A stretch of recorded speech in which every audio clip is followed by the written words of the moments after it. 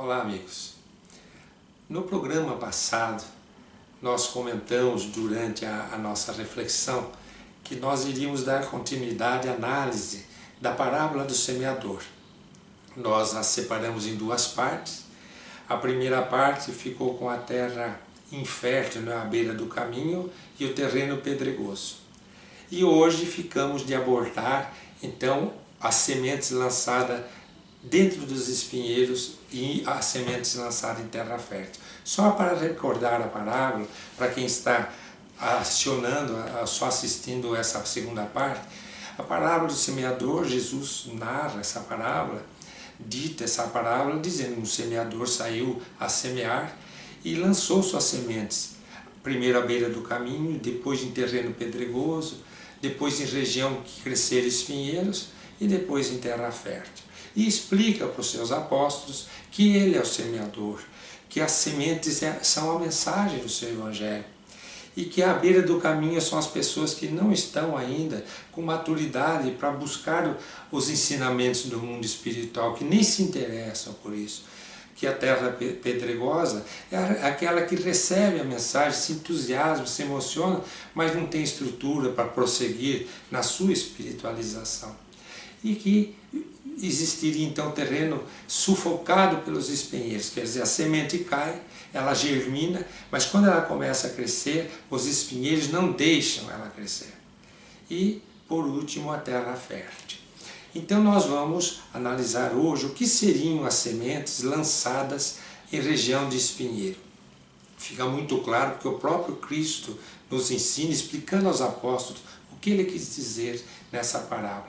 Os espinheiros são as nossas, vamos hoje analisar à luz da doutrina espírita, dos conhecimentos atuais, são as nossas tendências inferiores. O que quer dizer?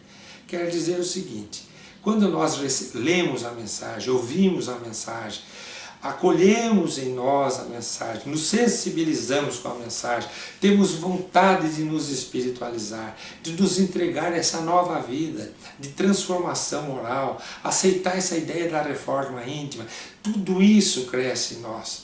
Mas vai crescendo, mas junto não deixam de existir as nossas tendências, nossos desejos, as nossas paixões. Então nós estamos sempre sendo arrastados pelos nossos próprios desejos antigos, nossos atavismos, para voltarmos a ser o que éramos. É muito mais fácil nós voltarmos a ser o que sempre fomos em várias existências do que nos tornarmos alguém melhor. Por isso que existe o sofrimento. O sofrimento acaba nos colhendo de uma forma que nos reeduca, faz com que nós tenhamos vontade de não mais sofrer.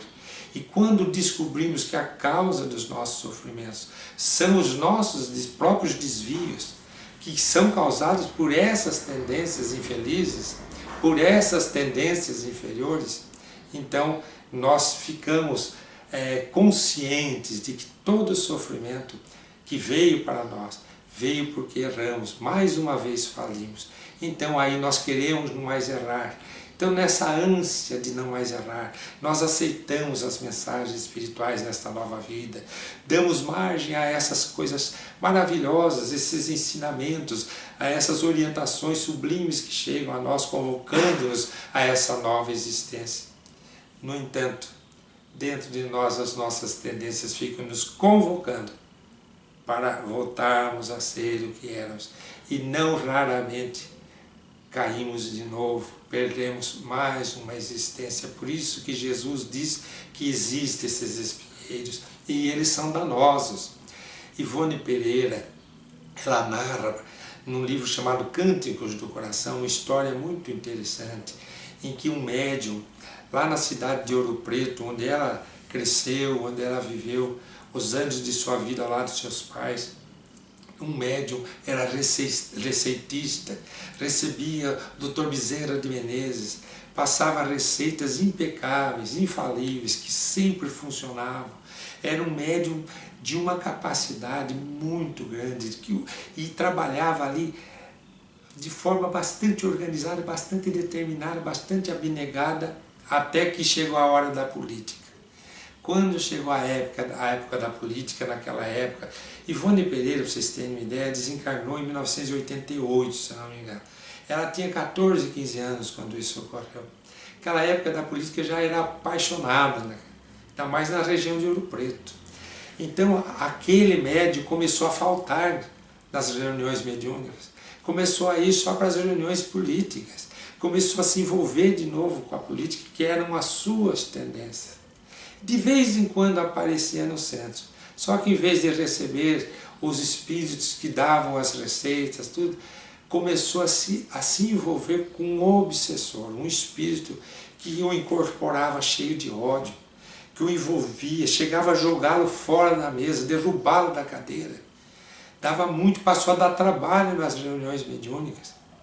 E aí o dirigente da casa, junto com os amigos, davam o passe, faziam ele sair daquele transe, voltar a se acomodar na cadeira, até que um dia esse espírito se manifestou e disse: no século passado, aqui nesta cidade, Vila Rica, que era a mesma cidade, que virou Ouro Preto, aqui em Vila Rica, ele era um superintendente aqui do Império, e eu era uma pessoa que era seu serviçal, eu era empregado, braço direito dele.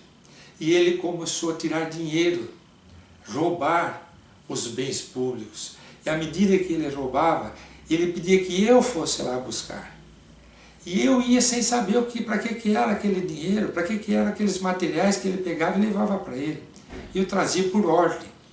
E um dia ele percebe que ele ia ser descoberto. O que ele faz? Ele resolve reunir toda a diretoria da região e me entregar, dizendo que descobriu que alguém estava roubando o tesouro e que era eu. Eu tinha 8 filhos. Ele me entregou e naquela época a justiça era forca. Pedi comparecidamente a ele que dissesse a verdade. Ele não quis dizer. Ele disse que era eu e foi até o fim.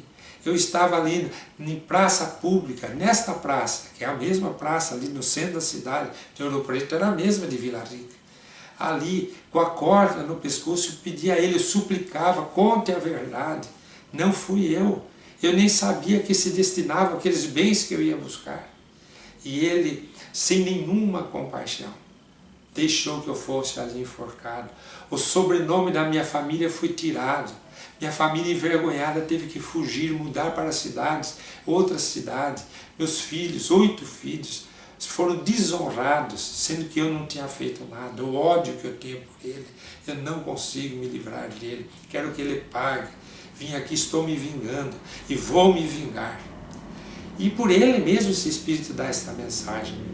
Aí os dirigentes da casa percebem que o momento é sério. E naquela reunião, Dr. Bezerra incorpora o diretor da casa, não ele que estava já perturbado, desequilibrado, e dá uma mensagem psicofônica, ele conversa com aquele médium: meu irmão, estamos numa hora muito preocupante.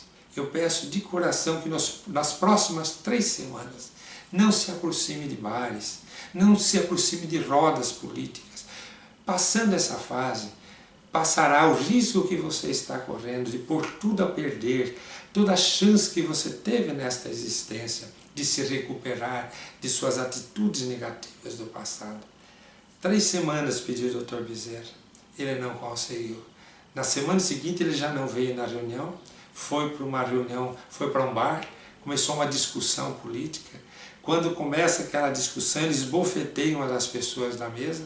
O dono do bar, percebendo a gravidade daquele momento, empurra todos para fora, fecha o bar, eles vão para a praça pública, na mesma praça, onde no século passado foi enforcada o espírito que eu perseguia. E ali, naquele lugar, um guarda tira uma pistola para defender o amigo que foi esbofeteado, aponta para ele. Ele tinha 8 filhos nessa encarnação. Ele grita: não atire, eu tenho 8 filhos, por favor, eu lhe peço, tenha compaixão de mim. E o soldado atira, tudo por paixão política, atira e tira a vida dele ali, ele tomba ali. E ele fica ali no mesmo lugar que foi enforcado. Lembrando aquela questão, quem não vai por amor, acaba tendo que pagar ceitil por ceitil que deve indo pela dor. E ali naquele momento nós vimos a oportunidade que ele teve, o espinheiro dele foram essas paixões políticas. Ele vem com um débito muito grande, um espírito que iria, através do bem que ele fazia, iria se converter, iria pacificar sua alma revoltada, iria se transformar. Nem transformou o espírito, nem venceu a si próprio. Teria que recomeçar tudo de novo. Disso se trata o espinheiro.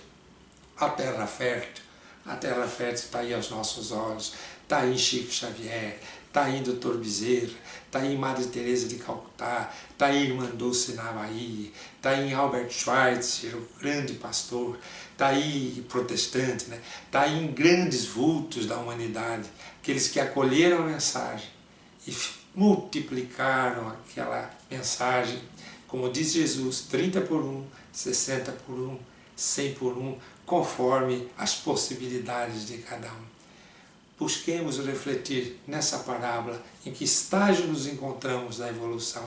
Se há uma coisa que nós podemos fazer, é deixar a beira do caminho e nos transformarmos em terra fértil numa mesma existência. Vejam a vida de Agostinho, o Santo Agostinho, que é um dos responsáveis pelo Livro dos Espíritos, pela obra de Kardec. Ele, 17 anos, saindo da cidadezinha onde ele vivia com a mãe, com os pais, ele vai, a mãe fala, vai com Deus, ele não precisa de Deus, diz Agostinho, Aurélio Agostinho, eu vou comigo mesmo, com as minhas capacidades.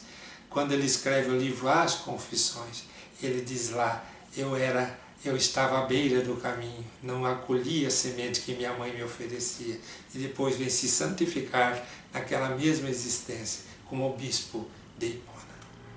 Guardemos essas reflexões.